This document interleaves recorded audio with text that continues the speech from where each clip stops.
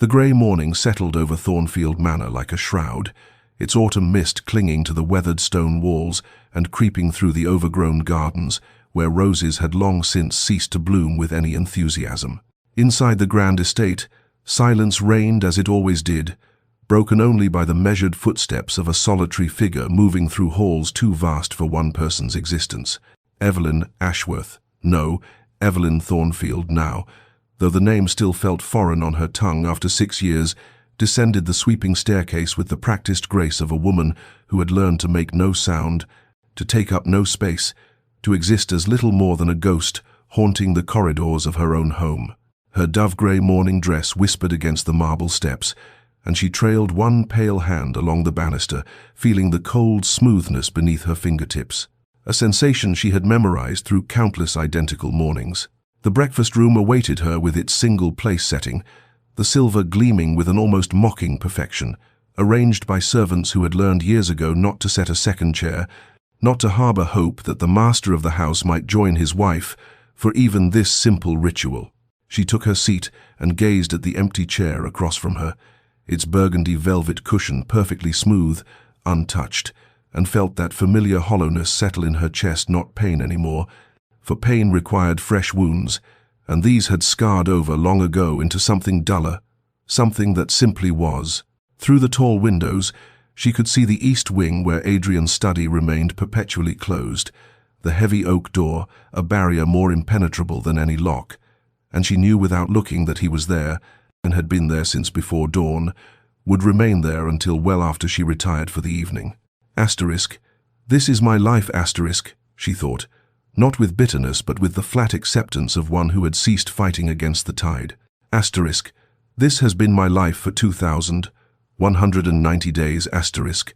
She had stopped counting somewhere around the 1,000th, but the number had etched itself into her consciousness anyway, each day adding its weight to the collection. The marriage had been arranged, as such things were in their circles, her father and his father meeting over brandy and cigars, discussing mergers and alliances with the same detached interest one might employ when selecting wallpaper. She had been 19, still foolish enough to harbour romantic notions, still young enough to believe that proximity might breed affection, that time might soften the stern lines of her husband's face. But Adrian Thornfield had taken her as his wife, and then proceeded to treat her as one might treat an unwanted piece of furniture, acknowledged in the most perfunctory sense, maintained out of duty, but never truly seen, never valued, never touched, except for that single, clinical wedding night that had fulfilled obligation and nothing more. Now, as she lifted her teacup with hands that no longer trembled, Evelyn watched through the morning-room window as a carriage was brought around, watched as her husband emerged from the side entrance and climbed aboard without so much as a glance toward the house, toward the windows where she sat, toward the wife he had married for reasons she had never understood and likely never would. The carriage rolled away down the tree-lined drive, and Evelyn remained perfectly still, a portrait of elegant abandonment, knowing he would not return until darkness fell, knowing that when he did, he would not seek her out, knowing that tomorrow would dawn exactly like today, and the day after, and the day after that, stretching forward into a future as grey and cold as this autumn morning, as empty as the chair that would never hold him, as silent as the words that would never pass between them. The memory rose unbidden as Evelyn's fingers found the golden band encircling her fourth finger, turning it absently, as she had done 10,000 times before,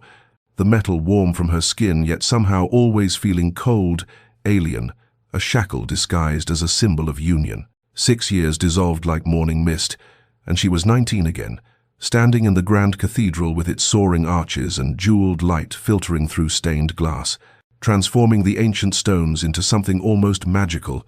almost capable of blessing the travesty unfolding within its walls. She had worn her mother's dress, altered to fit her slender frame, the ivory silk cascading around her like sea foam, and she had dared, foolish, naive girl, to hope that perhaps this arrangement might become something more,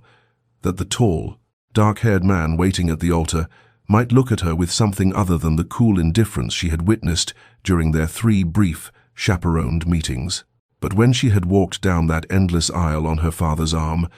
her heart fluttering with nerves and that stubborn, resilient hope that youth carries like a torch into darkness, Adrian Thornfield had watched her approach with eyes as grey and unmoved as winter stone, his jaw set in a hard line, his posture rigid with something that she would later recognize as barely suppressed anger, though at whom or what she could not fathom. The ceremony had proceeded with mechanical precision, his responses delivered in a flat, emotionless tone that sent the first tendrils of dread curling through her chest, and when the vicar pronounced them man and wife, Adrian's kiss had been a mere brush of lips against hers, cold and perfunctory, over before it began, and then he had turned away as if she had already ceased to exist. The wedding breakfast had been an elaborate affair, her father and his business associates holding court at one end of the long table, while Adrian spoke in low tones with his solicitor, and it was then, while servants circulated with champagne and delicate pastries, that she had overheard the words that would haunt her for years to come. The merger is complete then, the properties consolidated, the debts settled, spoken by a portly gentleman with mutton chop whiskers, and her father's response, slightly slurred with drink. Indeed, indeed, Thornfield got what he wanted, and I've secured my interests, a satisfactory arrangement all around.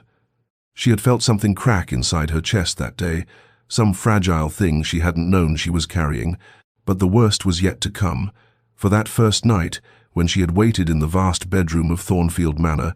wearing the delicate nightgown her mother had pressed into her hands, with tearful instructions she was too embarrassed to fully articulate,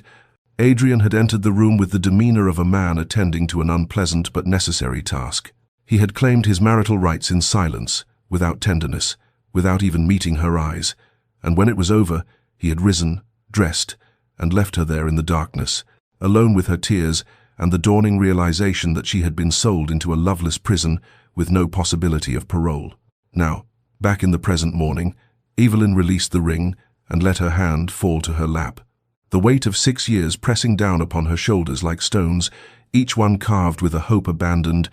a dream relinquished,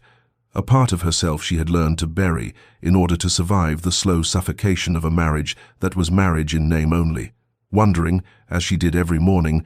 how many more years she would wear this band, this symbol of hollow vows, this golden circle of beautiful lies. The days unfurled with monotonous predictability, each one a mirror of the last, and Evelyn had learned to fill the empty hours with small rituals that gave shape to the shapeless void of her existence. After breakfast, she would don her gardening gloves and venture into the grounds where the roses struggled against neglect,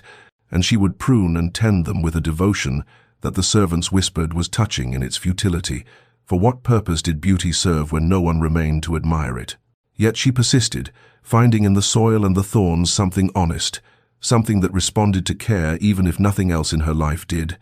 And by mid-morning her fingers would be stained with earth, her cheeks flushed from exertion, alive in a way she never felt within the manor's oppressive walls. The library became her sanctuary in the afternoon hours, that vast room with its floor-to-ceiling shelves holding thousands of volumes that Adrian never touched, and she would lose herself in worlds created by minds far removed from her own suffering, traveling to places she would never see,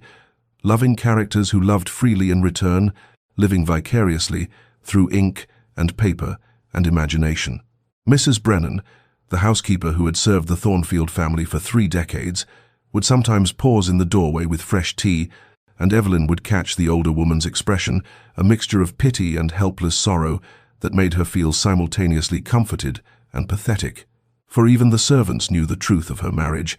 had witnessed her attempts over the years to bridge the chasm between herself and her husband. She had tried, God knows she had tried,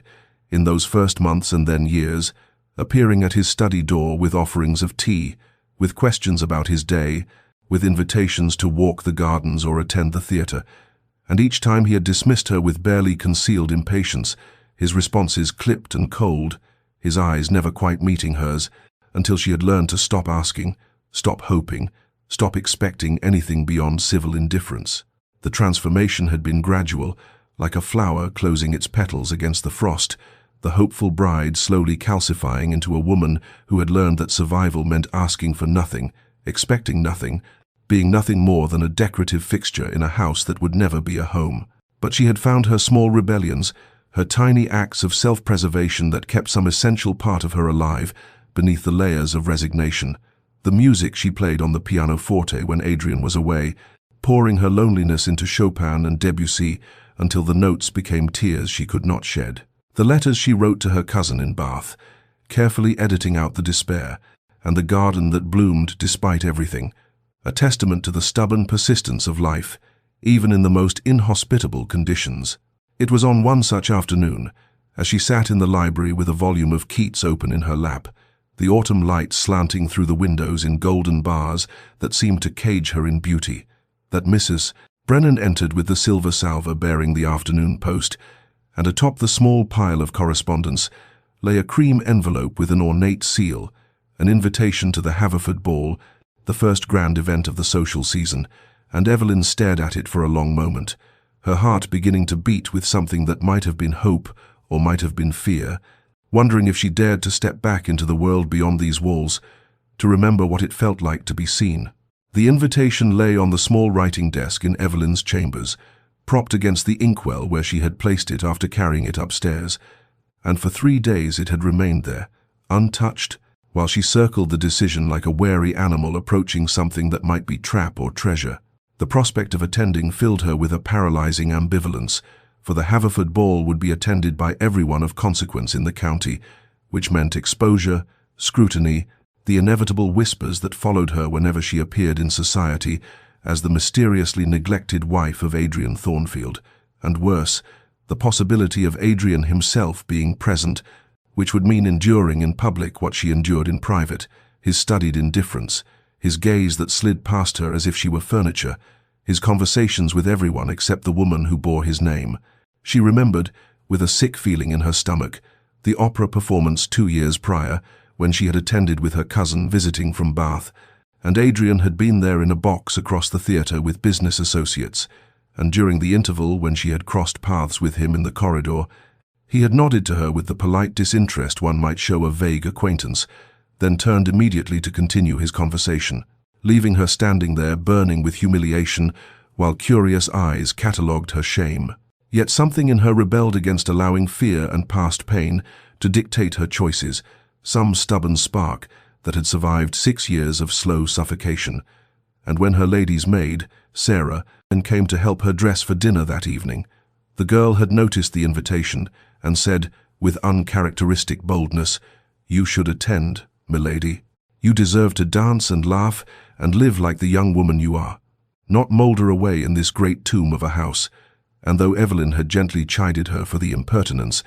Sarah's words had struck something deep and true. That night, alone in the darkness, Evelyn made her decision with a clarity that surprised her. She would attend the ball, not to please Adrian, not to perform the role of dutiful wife for society's benefit, not even with any hope that her husband might notice or care, but for herself. For the girl she had been before this marriage had carved out her insides and left her hollow, for the woman she might still become, if she dared to remember how to want something, anything, beyond mere survival. The following morning, she summoned Sarah, and together they went through her wardrobe, pushing aside the subdued colors she had adopted over the years, the grays and mauves and dusty blues that helped her fade into the background until they found it. Still wrapped in tissue at the back of the armoire, a gown of deep emerald silk that her mother had commissioned for her trousseau, never worn because Adrian had made it abundantly clear that he had no interest in taking her anywhere that required such finery. Sarah gasped when they lifted it into the light, the fabric shimmering like water, the décolletage daring but elegant, the waist fitted to perfection, and Evelyn felt something flutter in her chest that might have been anticipation or terror, or perhaps both intertwined. On the evening of the ball, she stood before her mirror as Sarah arranged her dark hair in an elaborate style,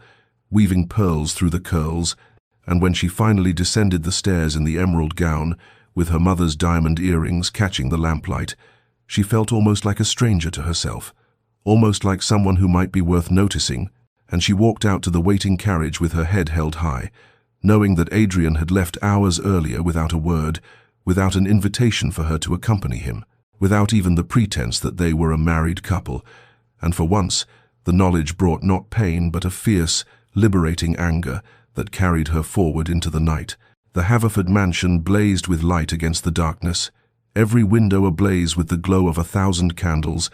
and as Evelyn's carriage drew closer, she could hear the strains of the orchestra drifting through the October night, the music mingling with the sound of laughter and conversation that spilled from the open doors where liveried footmen stood, receiving the endless stream of guests arriving in their finery. She stepped down from the carriage with Sarah's whispered encouragement still warming her heart,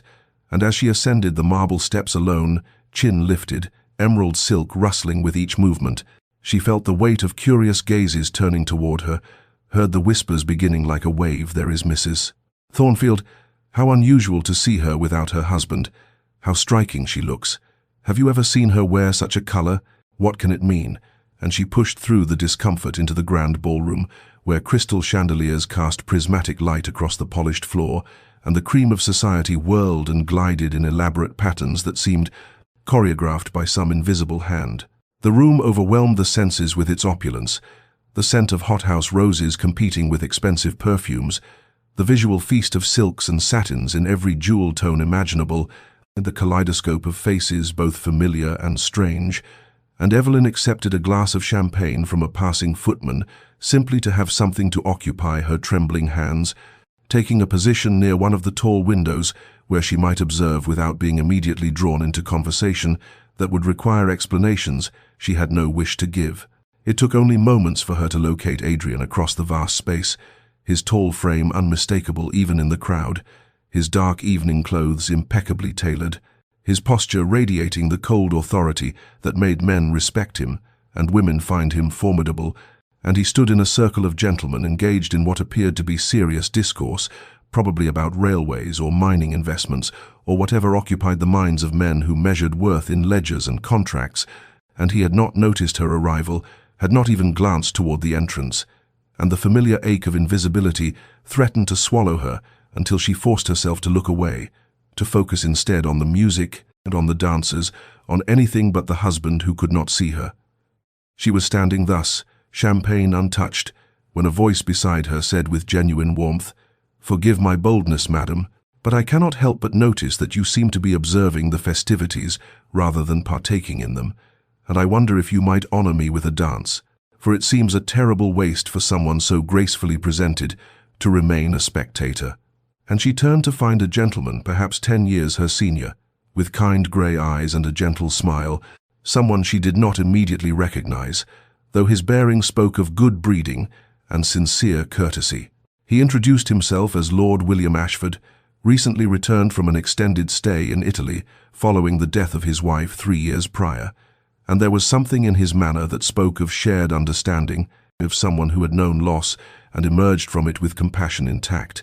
And when he extended his hand with a questioning look, Evelyn hesitated for only a heartbeat before placing her gloved fingers in his palm, thinking that this small act of acceptance, this willingness to dance with a stranger who had asked kindly rather than out of obligation or pity, was itself a reclamation of something she had thought lost forever, a quiet declaration that she existed beyond the confines of her marriage, that she could be seen, could choose, could move through the world as herself, rather than as the shadow of a man who had never wanted her. Lord William Ashford led her onto the dance floor with the practiced grace of a gentleman who had waltzed in the finest ballrooms of Europe, his hand at her waist firm but respectful, his other hand cradling her gloved fingers with a gentleness that made her throat tighten unexpectedly. And as the orchestra began the familiar strains of a Viennese waltz, Evelyn found herself swept into the rhythm, her emerald skirt swirling around her legs like water, the chandelier light fragmenting into stars above them as they turned and turned again in patterns that required no thought, only surrender to the music's pull. William was perhaps an inch shorter than Adrian but moved with far more fluidity, and he guided her through the dance with such natural confidence that she felt graceful in his arms, felt almost beautiful, and when he spoke his voice was low enough that only she could hear over the swelling strings, asking her if she had been to Italy, whether she enjoyed music, what books had captured her attention lately, questions that seemed genuinely intended to know her rather than to fill silence with meaningless pleasantries, and she found herself answering with an openness that surprised her, telling him about her love of Gothic novels, though they were considered rather scandalous, about her attempts to learn Italian through grammar books in the library, about the garden where she spent her mornings tending roses that bloomed in defiance of the approaching winter. He listened with his full attention, his grey eyes warm with interest, and he told her in turn about the hill towns of Tuscany, where he had wandered after his wife's passing, about the art he had seen in Florence, about how grief had taught him that life must be lived fully in the present, because the future promised nothing. And there was such gentle wisdom in his words, such hard-won peace, that Evelyn felt something loosen in her chest, some knot of loneliness beginning to unravel in the presence of someone who saw her, truly saw her, not as an ornament or a means to an end, but as a person worthy of knowing. Across the ballroom, though she did not yet know it, Adrian had finally looked up from his discussion of railway investments, and his gaze had found her by some magnetic pull he did not understand, and the sight of his wife in the arms of another man struck him with the force of a physical blow, her face animated with genuine pleasure, her smile radiant in a way he had never witnessed, her body moving with a grace that seemed to mock the stiff, lifeless woman who haunted the corridors of their home, and something dark and possessive unfurled in his chest, something that felt uncomfortably like panic, like loss, like the terrible realization that one has discarded something precious and only recognized its value when seeing another reach to claim it. The waltz came to its conclusion with a final sweeping turn, and William bowed over Evelyn's hand with old-fashioned courtesy, his smile genuine as he thanked her for the honor of the dance. And then, with a directness that was both bold and respectful, he said, "Mrs. Thornfield, I wonder if you might permit me to call upon you at your convenience, for I find myself quite enchanted by our conversation and should very much like to continue our discussion of Italian literature and Gothic novels, if such a thing would not be too presumptuous of me to request." And Evelyn, still breathless from the dance and from the unfamiliar sensation of being treated as though her thoughts mattered, found herself saying yes before caution could intervene, watching as his face lit with pleasure before he escorted her from the floor, unaware that across the room her husband stood frozen, champagne glass forgotten in his hand, staring at her with the expression of a man who had just watched his entire world tilt on its axis and could not comprehend how he had failed to notice it, moving until this precise, irrevocable moment. Adrian stood motionless near the marble pillar where the sight of his wife laughing had first arrested him,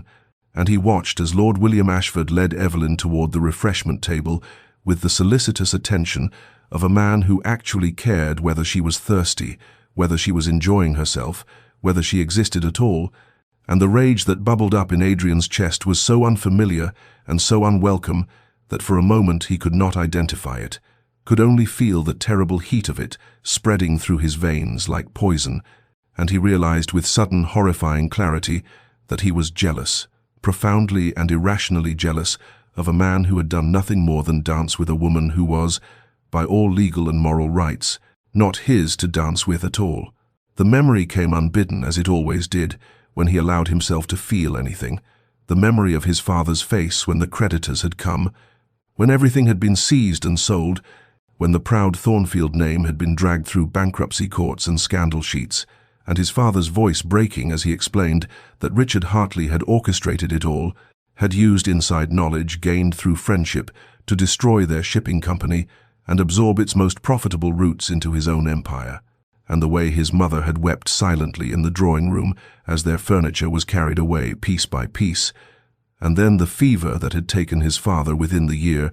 the grief and shame literally consuming him from within until there was nothing left but a shell in a borrowed coffin. Adrian had been 23 when he had sworn over that grave that he would have his revenge, that he would rebuild the Thornfield fortune through sheer will and ruthless business acumen, and that he would take from Richard Hartley something precious, something irreplaceable. And when the opportunity had come 6 years later to marry Hartley's only daughter, the girl he doted upon, the child he had spoiled and cherished and planned to see brilliantly matched, Adrian had seized it with cold calculation, had courted the business alliance while privately planning never to give Evelyn anything of himself, and to make her a prisoner in a loveless marriage, to ensure that her father would watch his beloved daughter wither in loneliness and know that it was Adrian Thornfield who had orchestrated her unhappiness. He had never looked at her properly, had never allowed himself to see her as anything but a symbol, a playing piece in his game of retribution, and even on their wedding day, when she had stood beside him in ivory silk, with hope trembling in her violet eyes,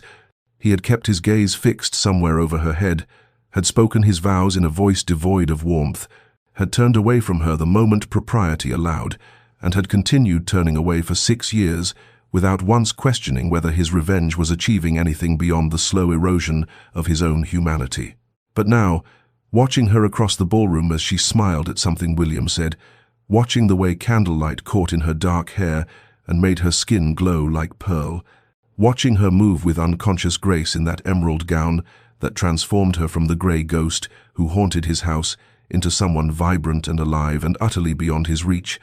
Adrian felt the foundation of his revenge crack and crumble, felt the satisfying certainty of his righteous anger drain away to leave only a terrible hollow awareness that he had won nothing, had proven nothing, had accomplished nothing except the destruction of an innocent woman who had never harmed him, who had been 18 years old and blameless when he had decided to use her as an instrument of punishment, and the revenge that had sustained him through 6 years of deliberate coldness now tasted like ash in his mouth, like the bitter dregs of a poison he had been drinking himself while believing he was administering it to his enemy. Adrian moved through the dispersing crowd with sudden purpose, his long strides carrying him toward where Evelyn stood beside Lord William Ashford near the terrace doors, and he arrived just as William was taking his leave with a courteous bow, and Adrian heard himself saying in a voice that sounded strange to his own ears,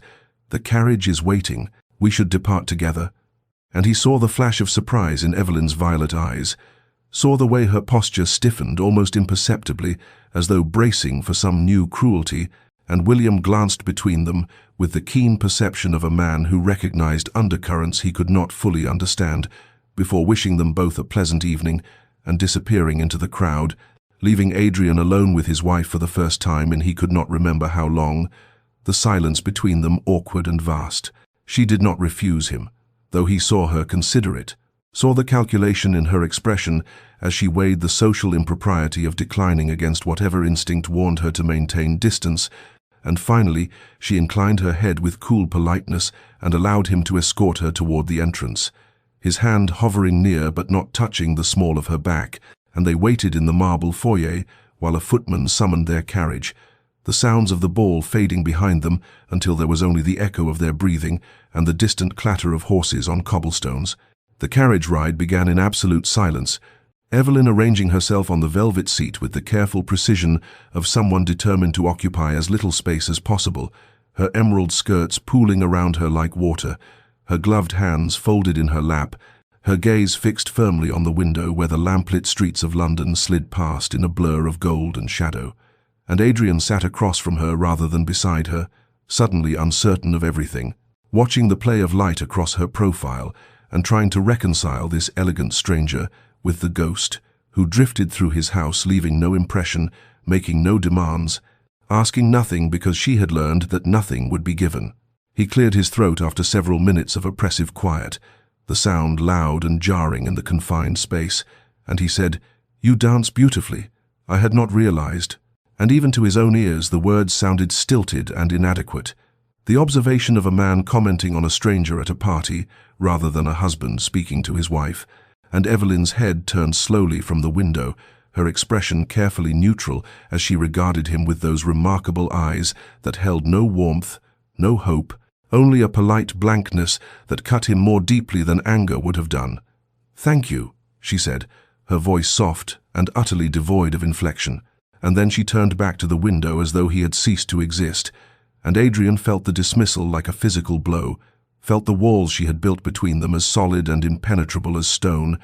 and he realized with sudden painful clarity that this was his own work, his own careful construction, that he had spent 6 years teaching her not to expect anything from him, and could not now be surprised that she had learned the lesson perfectly, that she had transformed hope into resignation, and resignation into this terrible, courteous indifference that left no opening for connection, no vulnerability he might exploit to find his way back to some possibility of knowing her. He tried again, fumbling for words, saying something about the music having been well chosen, about the ballroom's decorations being tasteful, meaningless pleasantries that dissolved into the silence like rain into an ocean, and Evelyn responded with monosyllables, with brief acknowledgments that fulfilled the bare minimum requirements of conversation while offering nothing of herself, and he watched her profile in the flickering carriage light. He watched the way her jaw was set with the tension of someone enduring something unpleasant, and he understood that she was not being cruel or vindictive, but simply protecting herself, simply maintaining the emotional distance that was the only defense she had against a husband who had proven himself unworthy of trust, who had demonstrated through 6 years of systematic neglect that she meant nothing to him. And the irony of it all nearly choked him, the realization that in succeeding so completely in his revenge, he had lost something he had not known he wanted until it was too late to reclaim it. The carriage rolled to a stop before their townhouse, the gas lamps on either side of the door casting pools of amber light across the steps, and a footman hurried to open the carriage door and lower the steps, and Evelyn gathered her skirts with practiced efficiency and descended without waiting for Adrian's assistance, without looking back to see if he followed. And by the time he emerged from the carriage, she was already climbing the front steps with the bearing of a woman returning to a prison she had briefly escaped, and the butler opened the door to admit them into the chandelier-lit foyer, where the grandfather clock was just chiming midnight, and Evelyn paused only long enough to murmur, "Good night," before turning toward the staircase that led to her separate wing of the house, her separate bedroom, her separate life, and Adrian stood frozen in the foyer watching her ascend, watching the emerald silk disappear around the landing, listening to the fading whisper of her footsteps on the carpet, and he remained there long after she had gone, alone in the vast, empty space, surrounded by all the trappings of wealth and success that suddenly seemed utterly meaningless, wondering how he had become a man who could stand in his own house and feel like an unwelcome guest, how he had built a prison for his wife, only to discover he had locked himself inside it as well. 3 days passed before Lord William Ashford appeared at the Thornfield townhouse, his card presented by the butler to Evelyn as she sat in the morning room attempting to focus on her embroidery and failing utterly because her mind kept circling back to the strange carriage ride home, to Adrian's awkward attempts at conversation, to the confusion of not knowing what any of it meant or whether it meant anything at all, and when the butler announced that Lord Ashford was calling and requesting the honor of her company, Evelyn felt a peculiar mixture of relief and apprehension wash over her. Relief, because William represented something uncomplicated and genuine in her increasingly bewildering existence, and apprehension, because she was aware, in some dim corner of her consciousness, that receiving him might provoke consequences she could not yet foresee. She instructed the butler to show Lord Ashford to the drawing room and to send for her lady's maid as chaperone, propriety demanding that even a married woman not receive a gentleman caller entirely alone, and she took a moment to smooth her morning dress of pale blue muslin and check her reflection in the mirror above the mantelpiece, seeing there a woman who looked composed and serene despite the turmoil churning beneath the surface, and then she made her way to the drawing room, where William stood examining a portrait on the wall, his tall frame elegant in a coat of charcoal grey,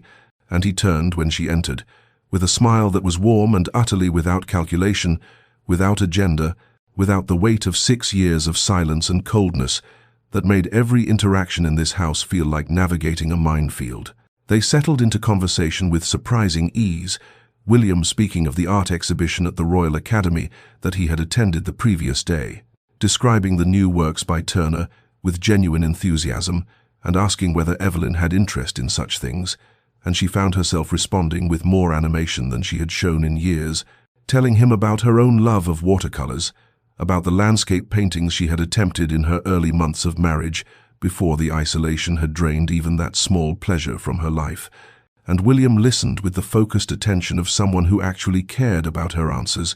who saw her as a person with thoughts and preferences and interior life rather than as a decorative object or a means to an end. Their discussion ranged from art to literature, William mentioning that he had recently read a new novel that he thought she might enjoy, a romance set in the Scottish Highlands that his sister had recommended, and Evelyn confessed her fondness for poetry, for Wordsworth and Keats, for verses that captured beauty and melancholy in equal measure, and they discovered a shared appreciation for travel literature, for accounts of distant lands and exotic cultures, William describing his time in India, with the East India Company, and the strange beauty of the subcontinent, and Evelyn speaking wistfully of places she had only read about, of Venice and Paris and the Swiss Alps, destinations that existed for her only in books and paintings, because her marriage had confined her to an emotional prison, even as it provided material comfort. What neither of them noticed during their animated conversation was the figure that appeared briefly at the study window, overlooking the street. Adrian, having heard the sound of an unfamiliar masculine voice drifting up from the drawing room and having moved to investigate with a churning sensation in his gut that he recognized now as jealousy, that primitive, possessive feeling that had no rational basis, given that he had forfeited any claim to Evelyn's attention or affection through 6 years of deliberate neglect, and he stood watching as William eventually emerged from the house and helped Evelyn into her cloak for a turn around the garden, the two of them walking the gravel paths between the rose bushes with the easy companionship of old friends. And Adrian gripped the window frame until his knuckles went white, watching his wife smile at another man, watching her gesture expressively as she spoke, watching her exhibit all the animation and warmth that he had never seen directed toward himself, because he had never given her reason to offer it. When William finally took his leave with a deep bow and a promise to send her the novel they had discussed, when he handed Evelyn a crisp white card with an invitation to a gallery opening the following week, when she accepted with a smile that transformed her entire countenance into something radiant and alive, Adrian turned away from the window, feeling as though he had witnessed something being stolen from him, something he had thrown away himself and now desperately wanted back, and the bitter irony of it settled over him like a shroud, the knowledge that his revenge had succeeded so perfectly that he had made his wife a stranger, and now that he wanted to know her, to claim some small corner of her attention, he had no idea how to begin, no idea how to compete with a man who offered kindness and respect and genuine interest. The simple things that Adrian had withheld as weapons and now understood were the very things that built the connections he had never known he wanted. The following morning, Evelyn descended to breakfast at her customary hour, expecting the usual solitary meal, and her newspaper and tea awaiting her at the small table by the window, where she had taken her morning meals alone for 6 years. And she stopped short in the doorway of the breakfast room to find Adrian already seated there, not at the head of the long formal dining table where he occasionally took his meals, but at her small, intimate table, and he looked up when she entered with an expression that might have been hopefulness or might have been uncertainty, and he said, "Good morning. I thought we might breakfast together." And Evelyn felt confusion wash over her like cold water, because this was not their pattern, this was not how their household operated, and she moved slowly to her chair, trying to understand what this alteration meant, what fresh cruelty or strange game he might be playing now. The meal proceeded in excruciating awkwardness, Adrian attempting conversation with the stilted formality of someone who had forgotten or perhaps never learned how to engage in casual domestic exchange, asking whether she had slept well, commenting on the weather with observations so banal they might have come from a stranger, making polite chit-chat in a railway carriage, and Evelyn responded with careful monosyllables,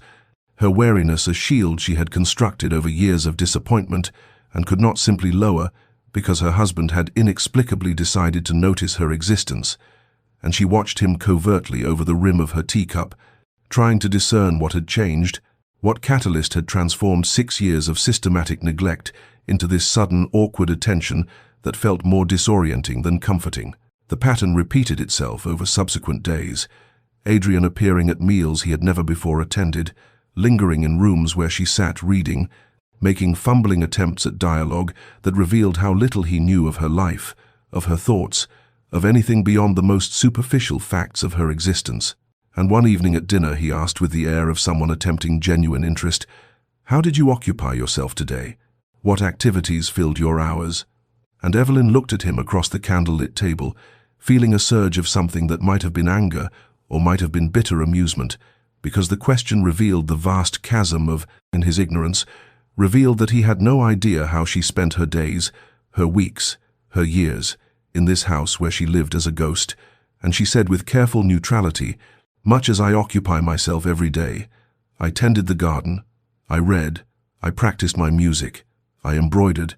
I managed the household accounts that someone must attend to," and she saw him flinch slightly at the implication that she had been performing these duties, always, invisibly, while he pursued his business and his revenge and whatever else filled his purposeful existence. That night, after Evelyn had retired and the house had settled into its customary silence, Adrian sat alone in his study with a glass of whiskey he did not drink, staring at the ledgers before him without seeing the neat columns of figures, and he confronted with brutal honesty the magnitude of what he had done. Not merely the original sin of marrying her for revenge, but the compounded cruelty of the 6 years that followed, the systematic erasure of her personhood, the deliberate cultivation of this vast, unbridgeable distance that he now desperately wanted to cross and had no idea how to navigate. And he understood with painful clarity that presence alone was not enough, that appearing at meals and making stilted conversation could not undo years of absence, could not rebuild trust that had never been established in the first place, could not transform a wife who had learned to expect nothing into a woman willing to risk hoping again. And the realization settled over him like a weight, the knowledge that he had broken something precious before he ever knew its value, and he had no blueprint for repair, no map to guide him back to possibilities he had destroyed before they could take root. The gallery opening took place on a mild afternoon, when spring seemed to be cautiously asserting itself against winter's lingering claims, and Evelyn arrived with Lord William in his carriage, the propriety of their arrangement, beyond reproach, given that she had brought her maid along as chaperone, and that their destination was a public exhibition, attended by half of society. Yet she felt a flutter of something that might have been nervousness, or might have been the unfamiliar sensation of anticipation, as William handed her down from the carriage and offered his arm for the walk into the elegant building that housed the collection. The gallery itself was a marvel of light and space, tall windows allowing the afternoon sun to illuminate the paintings that hung on cream-colored walls, and Evelyn moved through the rooms with William at her side, genuinely absorbed in the artwork before them, a collection of landscapes and portraits by both established masters and promising newcomers, and she found herself engaged in the kind of thoughtful discussion she had missed desperately.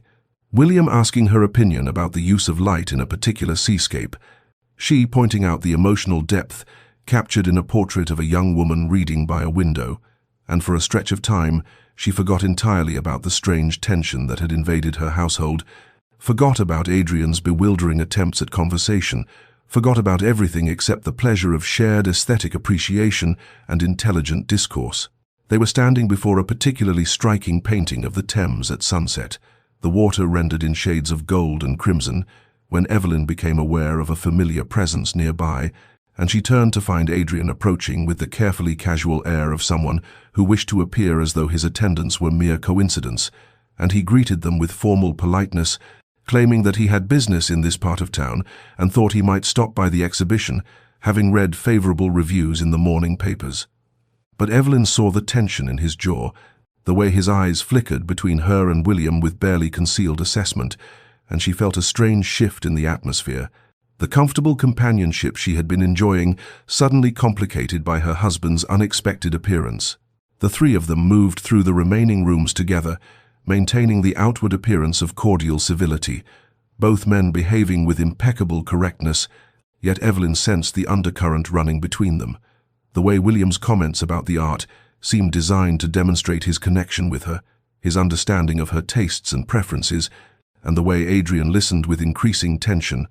occasionally interjecting observations that revealed he had no knowledge of her artistic interests, no foundation for the kind of easy dialogue that she and William shared, and she found herself in the peculiar position of feeling both uncomfortable with the barely concealed competition and strangely powerful, realizing that for the first time in her marriage she was not invisible, not forgotten, but rather the center of attention in a way that would have seemed impossible mere weeks ago. When the viewing concluded and they emerged into the softening light of late afternoon, William suggested tea at a nearby establishment, and Adrian immediately countered with the observation that he had his carriage waiting and would be honored to convey Lady Evelyn home. And she stood between them, feeling the weight of their expectant gazes, these two men who represented such different possibilities, William offering the safe harbor of proven kindness and genuine respect, Adrian offering nothing concrete except his sudden, inexplicable interest and the confusion of not understanding what had changed, or why it had changed, or whether it meant anything at all, and she made her choice based on propriety and prior arrangement, accepting William's invitation for tea while thanking Adrian politely for his offer, and she saw something flicker across her husband's face that might have been hurt, or might have been frustration, before he bowed with rigid formality and departed. The tea was pleasant enough, William making no reference to the awkward encounter, instead continuing their discussion of art and expanding into talk of an upcoming exhibition of Italian masters. But Evelyn found her attention fractured, part of her mind still processing the strange tableau at the gallery, the sight of Adrian appearing where he had no reason to be except to intrude upon her afternoon with William, and when William finally escorted her home in the gathering dusk, handing her down from the carriage with a warm smile and a reminder of his promise to send her a book of poetry they had discussed. She entered the house to find Adrian standing in the foyer as though he had been waiting there, and their eyes met across the marble expanse, and neither spoke, but something passed between them in that silent exchange, something charged and uncomfortable and impossible to name, before Evelyn gathered her skirts and climbed the stairs to her chambers, while Adrian remained below, watching her ascent, with an expression of such complex emotion that even he could not have articulated what he was feeling, only that it burned in his chest like a brand. This jealousy and regret, and desperate longing to reclaim something he had never valued until he saw another man appreciating what he had discarded. The weeks that followed the gallery opening settled into a pattern that would have seemed impossible just months earlier. William calling at the estate with a regularity that spoke to serious courtship intentions, while remaining always within the bounds of strict propriety, bringing books he thought Evelyn might enjoy, inviting her to attend concerts and exhibitions with appropriate chaperonage, engaging her in the kind of thoughtful discourse that nourished a part of her soul that had been starving for years in this beautiful prison of a house, and simultaneously, Adrian increased his presence in her daily life, with a determination that bordered on desperation, appearing not just at meals now, but in the drawing room where she received William, in the garden where she walked in the afternoons, in the library where she spent her evenings, his attempts at conversation growing slightly less stilted with practice, though still marked by the fundamental awkwardness of two people who had lived as strangers under one roof for 6 years and had no foundation of shared experience, trust upon which to build. And Evelyn found herself caught between these two men like a rope pulled taut between opposing forces, William representing safety and proven kindness and the promise of a life where she would be valued and seen and cherished, Adrian representing only confusion and the treacherous stirrings of something she dared not name, something that whispered that perhaps the man she had married was finally becoming visible beneath the cold stranger who had ignored her for so long. And she did not trust these feelings, did not trust the sudden transformation, could not simply forget 6 years of systematic neglect because her husband had inexplicably decided she was worth noticing. The servants observed this strange triangle with poorly concealed fascination, their whispered conversations falling silent when Evelyn entered rooms, their knowing glances passing between them when William's carriage arrived or when Adrian emerged from his study. At the precise moment, Evelyn was receiving her guest, and Mrs. Henshaw, the housekeeper who had served the family for 30 years, remarked to the butler that she had never seen anything quite like it. The master suddenly acting like a husband after all this time, and wasn't it peculiar how men never valued what they had until they saw another man appreciating it? And the household staff divided into camps, some sympathizing with Lord William, who was clearly a gentleman of the first order and would make their lady a proper husband. Others noting that for all his faults the master seemed genuinely changed, genuinely suffering, genuinely attempting to breach the walls his own cruelty had constructed. Evelyn's internal conflict deepened with each passing day, her conversations with William leaving her feeling peaceful and appreciated, her interactions with Adrian leaving her feeling turbulent and confused and dangerously close to hoping again. And she found herself analyzing her own reactions with ruthless honesty, questioning whether what she felt toward Adrian was genuine attraction or merely the pathetic eagerness of a starved heart willing to accept crumbs from the man who had denied her sustenance, wondering whether choosing William would be wisdom or cowardice, whether choosing Adrian would be courage or foolishness.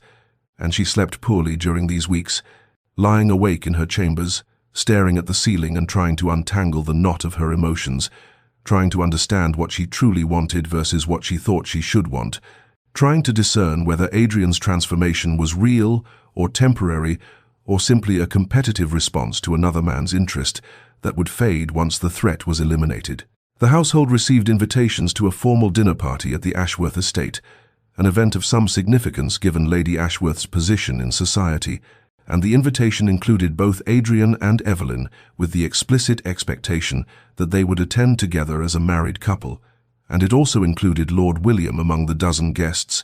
and when Evelyn read the guest list, she felt a tightening in her chest, because she understood that this would be a test of sorts, a public stage upon which this private drama would play out before the eyes of society, and Adrian must have felt the same awareness, because when he encountered her in the hallway outside the breakfast room, he said with uncharacteristic directness, "The Ashworth dinner. I understand we are both invited.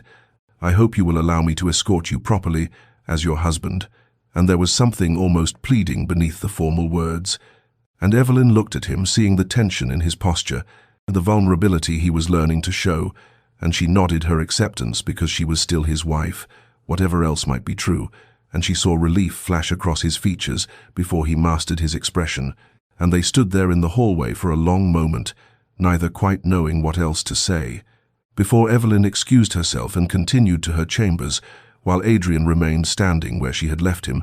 his hands clenched at his sides, his jaw tight with the growing desperation of a man who understood that he was running out of time to repair what he had so carelessly destroyed, who understood that the dinner party approaching might be his last opportunity to prove himself worthy of a second chance he had done nothing to deserve. The evening of the Ashworth dinner arrived with the crispness of early spring, and Evelyn dressed with unusual care in a gown of midnight blue silk that brought out the color of her eyes,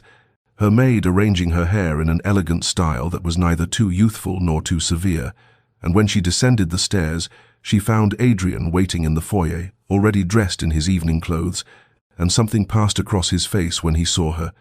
something that might have been admiration or wonder, or perhaps the belated recognition of what he had possessed all along without seeing, and he offered his arm with a formality that nonetheless held a tremor of genuine feeling, and they rode to the Ashworth estate in a silence that was less hostile than contemplative, each lost in thoughts of the evening ahead and what it might reveal. Lady Ashworth greeted them with the gracious warmth of a seasoned hostess, and Evelyn found herself thrust into a role she had not occupied in years, that of Adrian's wife in truth rather than merely in name, and she moved through the receiving of guests with a poise that came from good breeding and years of observing society, even while existing on its margins. And Adrian remained at her side with an attentiveness that did not escape notice, his hand occasionally finding the small of her back in a gesture of partnership. His responses to other guests' remarks, including references to "we" and "our household," in ways that acknowledged her presence and position, and she felt the strangeness of it, like an ill-fitting garment she was being asked to wear after years of comfortable solitude. When Lord William arrived, looking distinguished in his evening attire, he greeted them both with perfect courtesy, though his eyes lingered on Evelyn with a warmth that spoke volumes, and she saw Adrian stiffen almost imperceptibly beside her, his jaw tightening as William engaged her in conversation about a recent book of poetry he had sent her, and the three of them navigated the social niceties with the skill of well-trained performers, while beneath the surface currents of tension flowed like underground rivers, threatening to breach their banks. Dinner itself was an exercise in restraint, Evelyn seated between a baronet's widow and a young scholar of antiquities,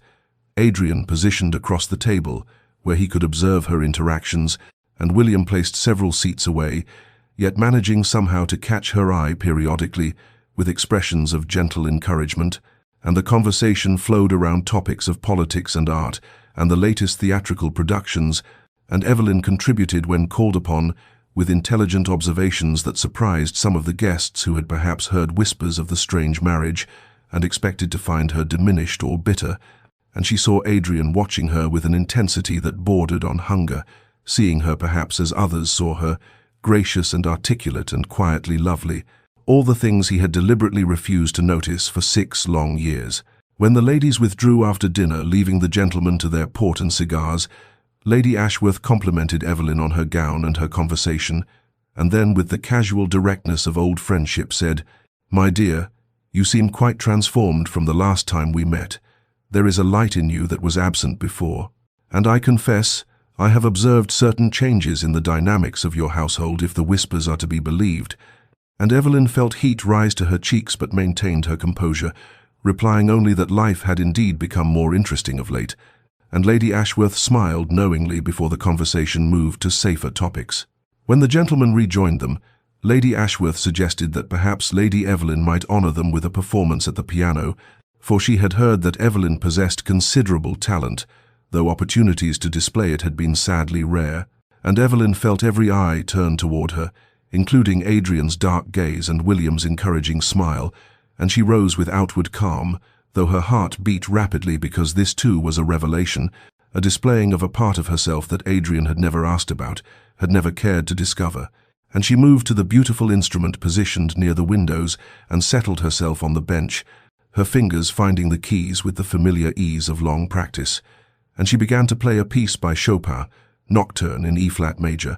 and the music filled the room like moonlight made audible, melancholic and beautiful and achingly expressive of emotions she had kept locked away for so long. And as she played, she forgot about her audience, forgot about the complicated tangle of her circumstances, forgot everything except the language of the music that spoke what words could not convey, the loneliness and longing, and the terrible tender hope that still lived somewhere deep within her wounded heart, despite all reasons for its extinction. The final notes of the Chopin Nocturne faded into silence, and for a moment the drawing-room remained perfectly still, as though the guests feared that any movement might shatter the spell the music had woven, and then applause broke out, genuine and appreciative, and Evelyn rose from the piano bench feeling oddly vulnerable, as though she had revealed more of herself than she had intended, and Lord William was the first to approach her, his eyes warm with understanding as he said, "That was extraordinary, Lady Evelyn. You have a rare gift for allowing the music to speak what words cannot express," and she thanked him with a smile that acknowledged both the compliment and the deeper recognition beneath it. But even as she accepted his praise, she was aware of Adrian standing near the fireplace, his posture rigid, his expression unreadable, and when the other guests had added their compliments, and Lady Ashworth had suggested they return to the drawing-room for cards and conversation, Adrian moved toward the piano with a hesitancy that was entirely unlike his usual decisive manner. He stopped a few feet from where she stood, and she saw something working in his face, some emotion struggling to surface through years of deliberate suppression, and when he spoke his voice was lower than usual, pitched for her ears alone beneath the chatter of the departing guests. "My mother used to play that piece," he said, and there was a roughness to the words as though they had been dragged up from some deep place when I was a boy, before she died. She would play it in the evenings, and my father would sit beside her, and they would— He stopped, his jaw clenching, and Evelyn felt her breath catch, because this was the first truly personal thing he had ever shared with her, the first glimpse into the man beneath the cold facade, and she saw pain in his eyes, old grief mixed with something newer and more immediate. And he continued, "I had forgotten, or perhaps I had chosen not to remember, but hearing you play it tonight, I realized that I never asked you about your music, about what you loved or why you played or what the music meant to you. I never asked you anything at all, did I?" Too. And there was such naked remorse in the question that Evelyn felt her carefully constructed defenses waver, felt the anger she had nurtured for 6 years collide with the unexpected tenderness of seeing this proud man, humbled by his own recognition of what he had failed to do. She looked at him, truly looked at him, and saw that he was waiting for her response as though it might determine something crucial, and she found she could not speak past the tightness in her throat, could only shake her head slightly, and the movement seemed to pain him more than any words might have done, and he nodded once, accepting the condemnation, before saying quietly, "Would you allow me the opportunity to learn now, even though I have no right to ask it, even though I squandered every chance you gave me before?" The other guests had moved to the adjacent room, leaving them in this moment of strange intimacy, and Evelyn felt the weight of choice pressing upon her, the safety of retreat warring with the dangerous pull of possibility, and before she could formulate an answer, Lady Ashworth's voice called from the doorway, asking if they would join the others for cards, and the moment fractured, and Evelyn moved past Adrian toward the drawing-room, feeling his eyes follow her progress, and the rest of the evening passed in a blur of polite conversation and whist. But when they finally departed in the small hours of the morning and rode home in Adrian's carriage, he said as they pulled up to their estate, "I would speak with you if you are not too tired. There are things I need to say, things I should have said long ago." And Evelyn looked at his face illuminated by the carriage lamps and saw both hope and fear there, and found herself nodding agreement, even as her heart beat hard with apprehension about what such a conversation might unleash. They entered the library together, and Adrian closed the door behind them with a soft click that seemed to seal them into this moment of reckoning, and Evelyn moved to stand near the fireplace where embers still glowed from the earlier evening fire, needing the warmth against the chill that had settled into her bones despite the spring season. And Adrian remained by his desk, one hand resting on its polished surface as though anchoring himself, and the silence stretched between them until he finally spoke, his voice rough with emotion he had not allowed himself to feel for so many years. "I do not know how to begin this," he said, and she heard the tremor beneath the words, the uncertainty of a man venturing into territory he had deliberately avoided. "I have rehearsed speeches in my mind, but they all sound inadequate to the task of explaining what I have done, what I have failed to do, what I have been." Evelyn turned to face him, her expression guarded but not entirely closed, and she waited, giving him nothing, making him work for whatever absolution he sought. And he seemed to understand this because he drew a breath and continued, "When I married you 6 years ago, it was not with honorable intentions. I married you for reasons that had nothing to do with you as a person. You were a means to an end, a piece in a larger game I was playing, and I am ashamed to admit that I never looked beyond that. Never considered what it would mean for you to be bound to a man who had determined from the outset to be cold and distant." The words fell between them like stones dropped into still water, creating ripples that spread and multiplied, and Evelyn felt pain bloom fresh in her chest because hearing it stated so plainly was different from suspecting it, and she asked quietly, "What game, what end could possibly justify such deliberate cruelty?" And Adrian's face twisted with something that might have been self-loathing as he replied, "I cannot tell you everything, not yet. There are aspects of my motivations that are not mine alone to reveal, and business matters that implicate others, but I can tell you that I was wrong, grievously wrong, to use you as I did, to punish you for circumstances beyond your control." His answer was not enough. She knew that and he knew that, but there was something in his eyes that suggested genuine torment, and she found herself saying, "You speak of using me as though I were an object, a tool, and for 6 years that is precisely what I have been, a wife in name only, a ghost haunting the halls of a house that was never truly home, and now you appear before me with regrets and half-explanations, and expect what exactly?" Her voice had risen slightly, anger giving it strength, and Adrian flinched but did not look away, accepting her fury as his due, and he said, "I expect nothing. I have no right to expectations, but I am asking, begging if necessary, and for the opportunity to know you as I should have done from the beginning, to learn who you are beyond the role I forced upon you, and to discover if there might be any possibility of building something real from the ruins of what I destroyed before it could even begin." Evelyn looked at him and saw not the cold stranger she had married, but a man genuinely struggling with remorse, and she felt her anger war with a treacherous softening, a crack forming in the walls she had built so carefully around her heart, and she knew that whatever she decided in this moment would determine the course of everything that followed. And finally she said, "I cannot forgive you, not now, perhaps not ever, but I will consider allowing you to try to know me, though I make no promises about what you will find or whether it will be enough." And Adrian's expression transformed with something that looked dangerously close to hope, and he nodded slowly, accepting her terms, and asked softly, "May I begin now? May I ask you about the music, about why you chose that particular piece tonight?" And Evelyn felt tears prick her eyes because it was such a small question, but it represented everything he had never asked before, and she sank into the chair near the fire and began to speak about her mother who had taught her to play, about the consolation music had provided during the loneliest years, about how the Chopin nocturne reminded her of both beauty and sorrow intertwined. And Adrian listened with an attention so focused it was almost painful to witness.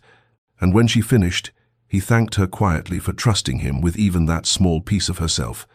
And they sat together in the library until the fire burned low, not touching, not reconciled, but perhaps beginning the long, difficult journey toward understanding. Weeks passed, like the slow turning of pages in a familiar book, each day marked by small, careful steps towards something that might eventually resemble understanding, and Evelyn found herself caught in a strange new rhythm where morning light would find her and Adrian walking together through the garden paths she had once traversed alone. Their footsteps synchronized, though they rarely touched, and at first these walks were conducted in near silence, broken only by observations about the weather or the progress of the roses. But gradually, as April surrendered to May and the estate bloomed with color, their conversations began to deepen in ways that felt both fragile and significant. Adrian would ask about the books she read and listen with an attention that seemed to memorize every word, as though he was studying for an examination he desperately needed to pass. And Evelyn found herself speaking more freely than she had intended about the novels that had sustained her through the lonely years, about the poetry that had given voice to emotions she could not otherwise express. And once, when she quoted a line from Wordsworth about finding peace in nature, Adrian had completed the verse in a voice rough with disuse, revealing depths she had not suspected. And she had looked at him with surprise that made him confess he had been reading the same volumes from the library, trying to understand what had nourished her spirit in his absence. Lord William continued to call with perfect propriety, bringing flowers and books and engaging her in conversations that ranged from art to philosophy, and Adrian would watch from windows or doorways with an expression that spoke of barely controlled torment.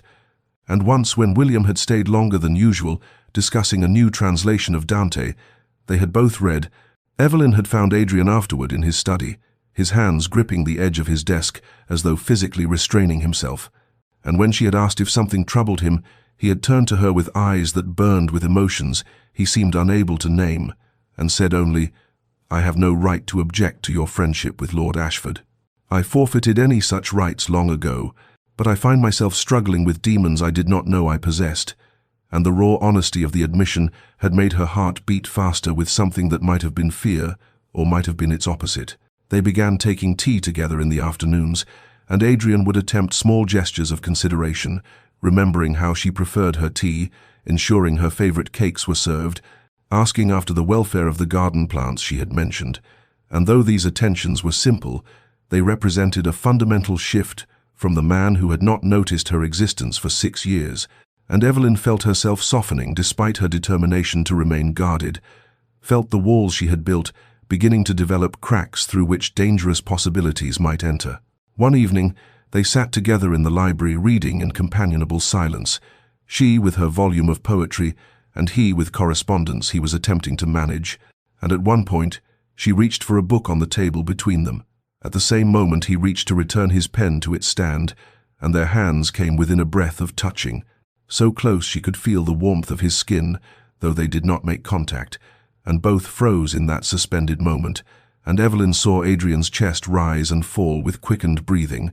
saw his eyes fixed on the narrow space between their hands, as though it represented a chasm. He longed to cross but dared not, and she withdrew her hand slowly, carefully, and heard his quiet exhalation that might have been disappointment or relief, or both, and they returned to their reading. But the words on her page had ceased to make sense, and she knew from the way he stared unseeing at his letters that he was equally undone by what had almost happened, by the small, almost touch that represented everything still unspoken between them. Lord William arrived on a Tuesday afternoon, when June sunlight poured through the drawing-room windows and made the room seem too bright for the conversation that was to follow, and Evelyn received him with her customary grace, though something in his manner, a certain determination in the set of his shoulders, a resolved quality to his usually gentle expression, told her that this visit was different from those that had come before.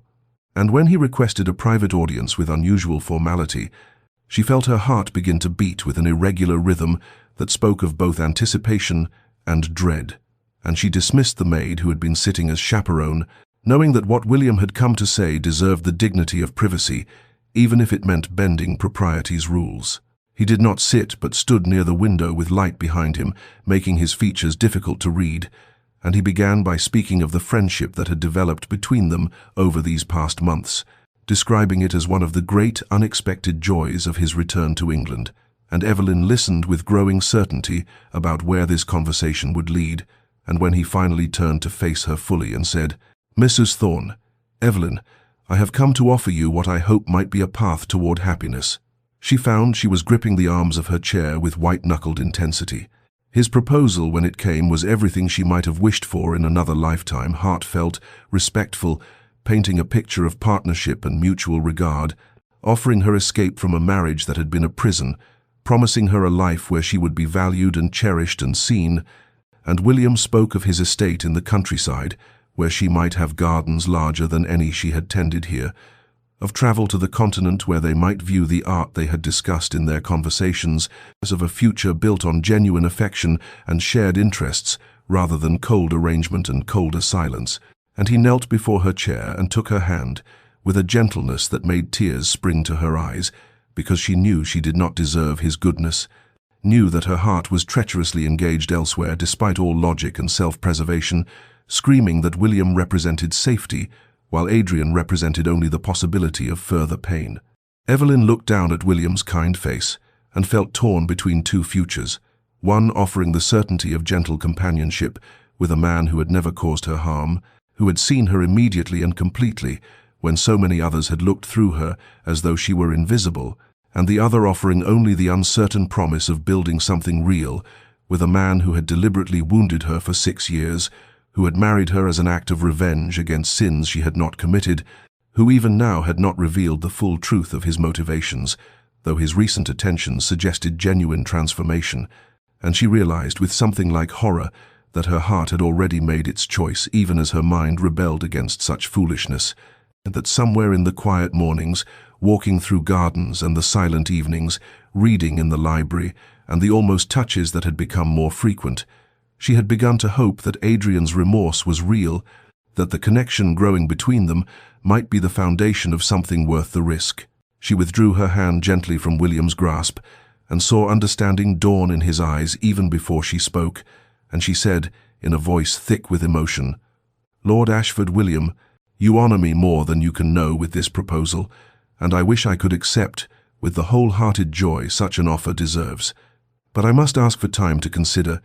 for there are matters in my own heart that I do not yet fully understand, as complications that would be unfair to bring into any new union without first resolving them." And William rose with the grace of a man who had perhaps anticipated this response, and he said quietly, "I understand, or I believe I do, and I will wait for your answer however long you require, but know that my offer stands regardless of how much time you need to examine your heart." And he kissed her hand with old-world courtesy and departed, leaving Evelyn alone in the sunlit room, with her tears falling freely now, because she knew that she was choosing the harder path, the one that offered no guarantees, the one that might lead to deeper heartbreak than she had yet experienced, and yet she could not seem to choose otherwise, could not seem to turn away from the man who had spent 6 years ignoring her existence, but who now looked at her as though she were the answer to questions he had not known to ask. And she sat in that bright room until the shadows grew long, and she finally had to confront what her heart had been trying to tell her for weeks, that she was falling in love with her own husband, and perhaps had been falling for him since that night in the library, when he had asked about her music, and listened as though her answer mattered more than anything else in the world. Evelyn rose the next morning, with resolution settling in her chest like a stone dropped into still water. The decision made in the sleepless hours before dawn that she would go to William and decline his generous offer with the honesty he deserved, and then she would find Adrian and tell him that despite all reason and self-preservation, she was willing to try, and willing to build something real from the ashes of their hollow marriage. But first, she needed him to understand the courage this choice required of her, needed him to see what she was risking by choosing hope over safety, and she dressed with particular care as though armoring herself for battle, and descended the stairs toward Adrian's study where she knew he would be at this hour. But as she approached the heavy oak door, she heard voices within Adrian's familiar deep tones, and another voice she recognized as belonging to Mr. Pemberton, the family solicitor who visited quarterly to discuss estate matters, and she had raised her hand to knock when Adrian's words stopped her mid-gesture, his voice carrying through the door with unusual clarity. "Yes, the marriage served its purpose initially, Pemberton. Revenge against Harrison for what he did to my father's business. Taking his daughter and giving her nothing in return seemed a fitting punishment at the time." The world seemed to tilt beneath Evelyn's feet, and she gripped the doorframe for support as the solicitor's reply came, muffled and indistinct. and then Adrian again. "I know the arrangement appears cruel in retrospect, but you must understand that when my father lost everything because of Harrison's manipulations, when he died broken and disgraced, I swore I would make the man pay, and marrying his precious daughter only to ignore her existence seemed a suitable retribution." And Evelyn felt something inside her chest crack open, like ice breaking under spring thaw. All the small, tender shoots of hope and trust that had been growing these past months, suddenly exposed to killing frost. And she understood with devastating clarity that every kindness Adrian had shown recently, every gentle conversation and tentative touch, had been built on a foundation of calculated cruelty, that she had been not a wife, but a weapon, not a person, but a tool for vengeance against sins her father had committed before she was even born. She must have made some sound, because the voices within stopped abruptly, and the door opened to reveal Adrian's face, and whatever expression she wore made the color drain from his features, as comprehension dawned that she had heard that the truth he had been carefully avoiding could no longer be concealed, and Pemberton gathered his papers and departed with uncomfortable haste, leaving them facing each other across a chasm that had suddenly widened into something that might be unbridgeable. Evelyn found her voice, though it emerged as something barely above a whisper, asking, "Is it true? All of it? Was I truly nothing more than an instrument of revenge? Did you marry me solely to punish my father by making me suffer?" And Adrian's silence was answer enough, though he finally said, "It was true, at the beginning. But Evelyn, you must understand that I have changed, that what I feel for you now is real." But she was shaking her head, because the words that had once meant everything now meant nothing. Every memory recontextualized through this new terrible knowledge: the wedding day where he had looked through her, the 6 years of deliberate invisibility, even the recent attentions now suspect, because how could she trust that they were genuine rather than another phase of whatever revenge he had planned? She demanded the complete truth with a steadiness that surprised her, and Adrian confessed it all in a voice hollow with despair. How her father had destroyed his father's shipping business through underhanded dealings and false testimony. How the elder Thorne had died in disgrace and poverty. How Adrian had spent years rebuilding the family fortune with the singular purpose of making Harrison pay. How marrying Evelyn had been the final piece of his revenge, taking Harrison's beloved only daughter and condemning her to a half-life of loneliness and neglect.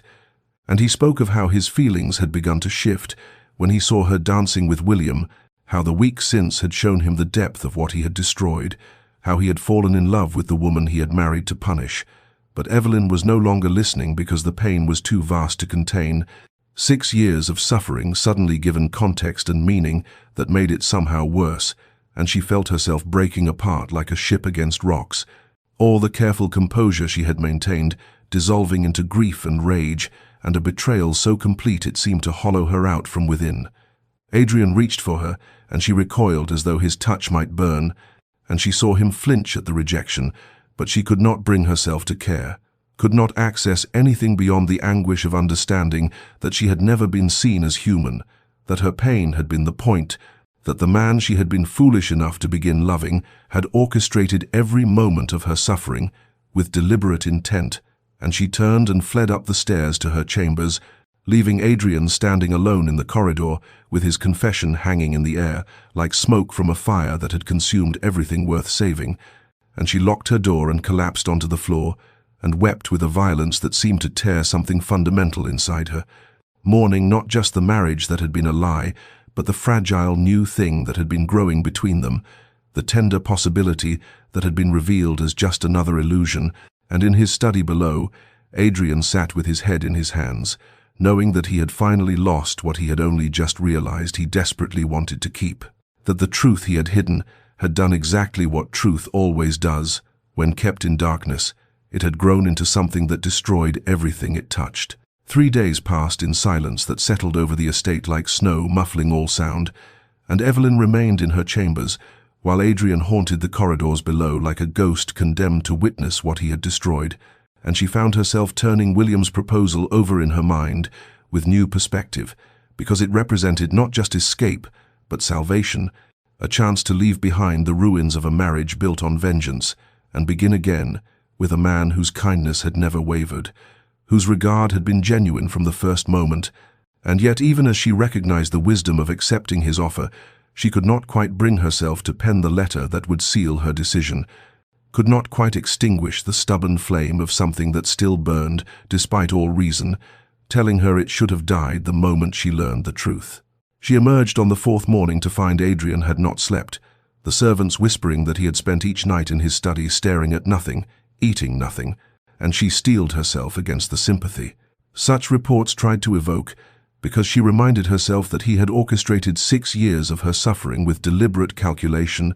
that whatever pain he experienced now was merely a fraction of what he had inflicted upon her. And yet, when she encountered him in the corridor and saw the devastation in his features, she felt something twist inside her chest that felt dangerously like compassion. Mrs. Hartley, the elderly housekeeper who had served the Thorne family for 40 years and who had watched Evelyn's lonely existence with increasing distress, found her in the garden that afternoon and sat beside her on the stone bench with the familiarity of long service, and she spoke quietly of things she had observed these past months, how Adrian had questioned her extensively about Evelyn's preferences and habits, seeking to learn everything he had refused to know for 6 years, how he had ordered her favorite flowers planted throughout the gardens, though he had never mentioned it to Evelyn, how he had been reading the same books she read, as though trying to understand her mind through the pages she touched. And Mrs. Hartley said with gentle certainty, "I do not excuse what he did, my dear, the cruelty of those first years, but I have watched him transform from a man consumed by hatred into one consumed by love, and while the former was his choice, the latter seems to have ambushed him against his will, and perhaps that matters for something." Evelyn sat in the fading afternoon light, considering the housekeeper's words and understanding that she stood at a crossroads where both paths led to uncertain futures. William promised safety, but perhaps not passion, companionship, but perhaps not the depth of connection she had begun to glimpse with Adrian, while the other path led through darkness and pain towards something that might become real or might simply be another iteration of suffering. And she realized that the question was not whether Adrian deserved forgiveness, for forgiveness could not be deserved but only given, but rather whether she possessed the courage to choose based on who they both might become rather than who they had been, whether she could build a future on the foundation of genuine transformation rather than the security of starting fresh. She thought of Adrian as he had been in recent weeks, before the truth shattered everything, the careful attention he had paid to her words, the way he had looked at her as though truly seeing her for the first time, the gentle, almost touches that had spoken of desire, tempered by respect. And she thought of the man who had married her to punish her father, and realized they were not the same person, and that somewhere in the space between revenge and remorse, he had become someone different. And while that transformation did not erase the harm he had caused, it suggested the possibility that genuine change was achievable, and that people were not forever defined by their worst actions, but could choose to become better than they had been. As twilight painted the garden in shades of purple and gold, she made her decision not with her heart alone or her mind alone, but with something deeper that acknowledged both the risk and the possibility, and she rose and walked with measured steps toward the house, toward Adrian's study where she knew he would be waiting, though he could not know what answer she brought. And with each step she felt herself choosing not safety over danger, but truth over illusion, choosing to believe that the future did not have to be bound by the past, that two broken people might find a way to heal each other if given the chance. And she lifted her hand and knocked upon the door that had represented barrier and separation for so long, ready now to see if it might instead become a threshold to something new. Adrian looked up when the knock came, and something in his face, hope and fear mingling in equal measure, made Evelyn's resolve strengthen, as she entered and stood before his desk with the composure she had learned through 6 years of surviving what he had intended to destroy her, and she said without preamble,